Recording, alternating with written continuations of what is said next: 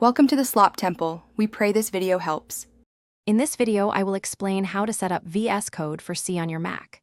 First, you'll install Visual Studio Code itself, then add the essential C/C++ extension.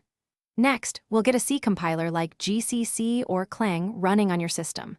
Finally, I'll show you how to configure, build, and debug tasks within VS Code so you can write, compile, and run your C program smoothly. Let's get started. To begin, download Visual Studio Code directly from the official website and drag the application into your Applications folder. Once installed, open VS Code. You'll then need to install the C/C++ extension.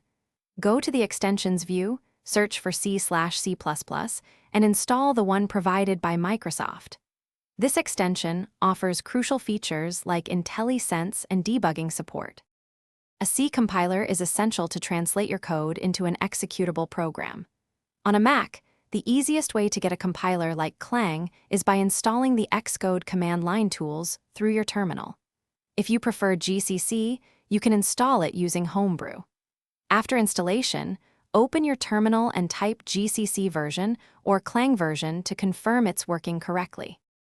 With VS Code and your compiler ready, the next step is to configure your build and debug tasks. Create a simple C program file in your project.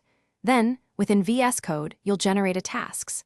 JSON file to tell the editor how to build your code, and a launch. JSON file to set up debugging. These JSON files, located in a VSCode folder, allow you to compile and run your C programs directly from the Run and Debug view. Thanks for watching. Consider subscribing if we helped you.